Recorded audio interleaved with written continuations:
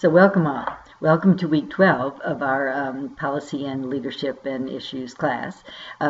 Really have enjoyed the discussion this week, reading your post and the various takes that you had on leadership and looking at complexity leadership.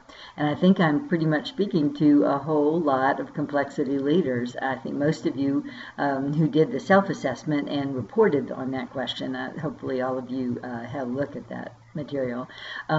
We're perhaps a little surprised to find that you are complexity leaders and that you are in settings, certainly not perfect, in some settings more so than others, which value complexity leadership. We're a very complex health system now, so I think that you find that those principles and kind of the types of approaches espoused by complexity leaders are useful in in our very complex healthcare settings.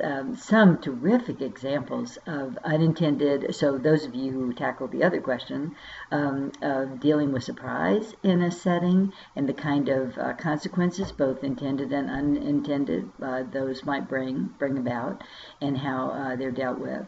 And then the issues of level of control. So I think it's been a great discussion. I haven't replied to every single post. I'm sorry.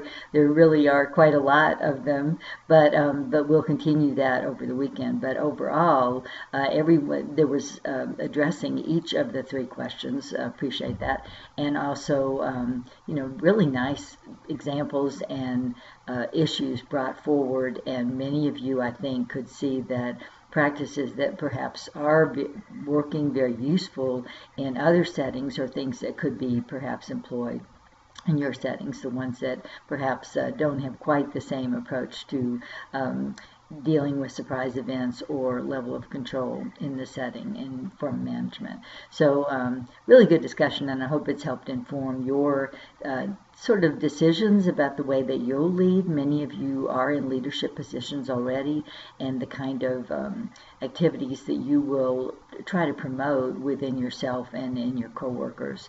And perhaps also some insight into your own preferences for leadership and the ways that you can grow, as a nursing leader. So great discussion.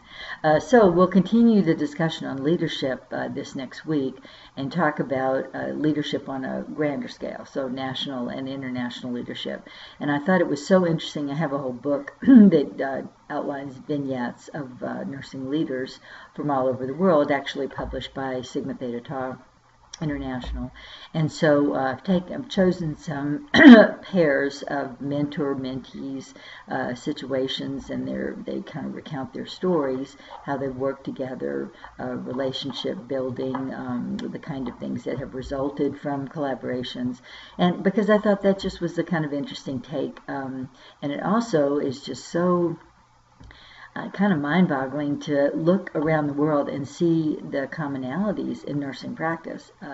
Many differences, of course, and depending on the setting and resources, and nursing in third world countries and all those kinds of things are very different, and in more oppressive regimes. So there's an example of a nurse from Croatia, I think, and how their nursing practice changed after their government had changed. But, I think that you'll find this fascinating. I hope you do.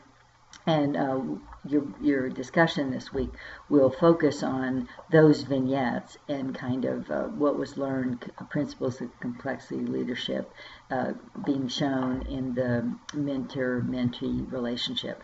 So I've paired you for that assignment, or in a couple of cases, groups of 3. So, you can email back and forth or whatever and discuss it, and then post a unified kind of response. And then, as we always have, post 2 other responses to classmates on making your total participation on at least 2 days of the week. So hope you'll enjoy that discussion and look forward to that. And I've received, I think, everybody's poster draft. If not, please get those in to me. And then what we'll do on April 6th is have a kind of abbreviated class, because I have another class who is actually going to be going to Research Day at 1. So I'm going to have our class from 11 to 12:30, 12:20. and take 10 minutes or so per group. We have 6 groups, and have the experience of presenting your poster. Again, you do not have to print the poster because we're going to do it in class as a PowerPoint slide, basically, and we'll just let you come up and kind of go over the poster as you would if you were actually presenting it in a research setting. So I think that'll be an interesting class. So that'll be April 6th when we meet, and again, it'll be an early. You'll get out early that day. So look forward to our discussion. Please, as always, if there are questions, let me know. And if I don't have the draft of your poster, please get it in so I can have a look and give you some feedback on it before the presentations on the 6th. And that's what would be great. It is the presentation. At that point, up until now, it's just been draft and working together on the assignment. So, as always, post if any questions, and I'll see you again in that good discussion next week.